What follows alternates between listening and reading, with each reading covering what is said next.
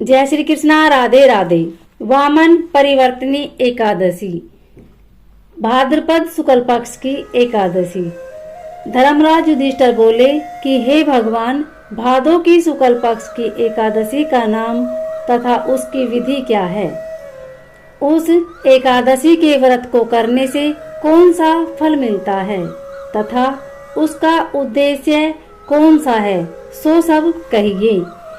भगवान श्री कृष्ण बोले कि हे राजश्रेष्ठ, अब मैं अनेक पाप नष्ट करने वाली तथा अंत में स्वर्ग देने वाली भादो की शुक्ल पक्ष की वामन एकादशी की कथा कहता हूँ। इस एकादशी को जयंती एकादशी भी कहते हैं। इस दिन एकादशी की कथा सुनने मात्र से ही समस्त पापों का नाश हो जाता है। इस एकादशी के व्रत का फल वाजपेय यज्ञ के फल से भी अधिक है। इस जयंती एकादशी की कथा से नीच और पापियों का उद्धार हो जाता है। यदि कोई धर्मपरायण मनुष्य इस एकादशी के दिन मेरी पूजा करता है तो मैं उसी संसार की पूजा का फल देता हूँ। जो मनुष्य मेरी पूजा करता है उसे मेरे लोक की प्राप्ति होती है। इसमें किंचित मात्र भी संदेह नहीं है। जो मनुष्य इस एकादशी के दिन भी वामन भगवान की पूजा करता है वह तीनों देवता अर्थात ब्रह्मा विष्णु महेश की पूजा करता है। जो मनुष्य इस एकादशी का व्रत करते हैं उन्हें इस संसार में कुछ भी करना शेष नहीं रहता। एकादशी के दिन श्री विष्णु भगवान करवट बदलते हैं, इसलिए इसे परिवर्तनी एकादशी भी कहते हैं।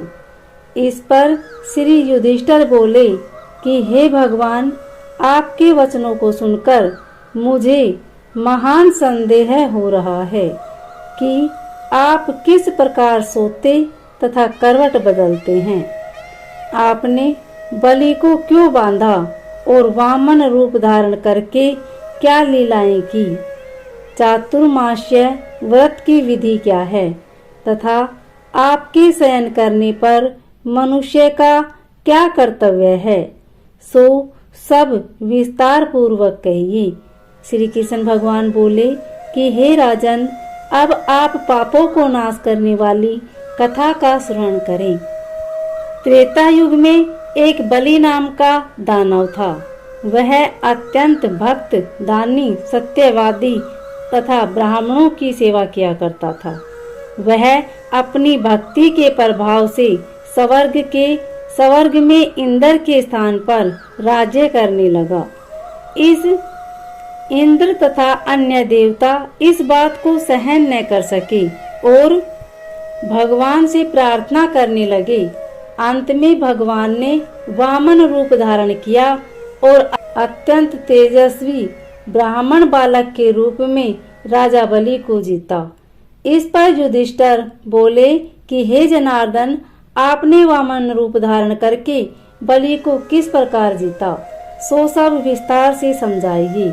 श्री कृष्ण भगवान बोले कि हे राजन, मैंने वामन का रूप धारण करके राजा बलि से याचना की कि हे राजन, तुम मुझे 3 पैर भूमि दे दो, इससे तुम्हें 3 लोक के दान का फल प्राप्त होगा। राजा बलि ने इस छोटी सी याचना को स्वीकार कर लिया और वह 3 पग भूमि देने को तैयार हो गया।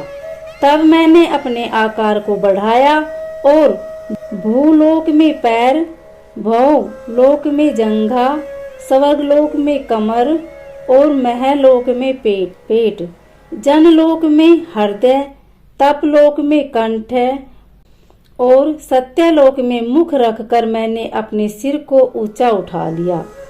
उस समय सूर्य, चंद्र, नक्षत्र, इंद्र तथा अन्य देवता आदि शास्त्र अनुसार मेरी स्तुति करने लगी। उस समय मैंने राजा बलि को पकड़ा और पूछा कि हे राजन, अब मैं तीसरा पैर कहाँ रखूं? इतना कहकर राजा बलि ने अपना सिर ऊंचा कर लिया। उस पर मैंने अपना तीसरा पैर रख लिया और वह भक्त दानव पाताल को चला गया।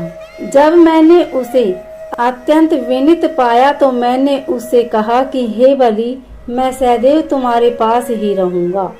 भादों के शुक्ल पक्ष की एकादशी को परिवर्तनी नामक एकादशी के दिन मेरी एक प्रतिमा राजा बलि के पास रहती है और एक क्षीर सागर में शेष नाग पर शयन करती रहती है। इस एकादशी को विष्णु भगवान सोते हुए करवट बदलते हैं। इस दिन त्रिलोकी के नाथ श्री विष्णु भगवान की पूजा की जाती है। इसमें चावल और दही सहित रूपा का दान किया जाता है। इस दिन रात्रि को जागरण करना चाहिए। इस प्रकार व्रत करने से मनुष्य समस्त पापों से मुक्त होकर स्वर्ग लोक को चला जाता है। जो मनुष्य पापों को नष्ट करने वाली इस कथा को सुनते हैं उन्हें अश्वमेध यज्ञ का फल मिलता है। इस कथा का सार है, व्यक्ति दान करे किंतु दान करके अभिमान न करे। अहंकार व्यक्ति को ले डूबता है। राजा बलि ने अभिमान किया और पाताल को चला गया। इससे यह भी ज्ञात होता है कि अति हर कार्य की बुरी होती है। उम्मीद है आपको यह जानकारी अच्छी लगी होगी। अगर अच्छी लगी तो वीडियो को लाइक शेयर सब्सक्राइब जरूर करें। कमेंट में ओम नमो भगवते वासुदेवाय अवश्य लिखें। धन्यवाद।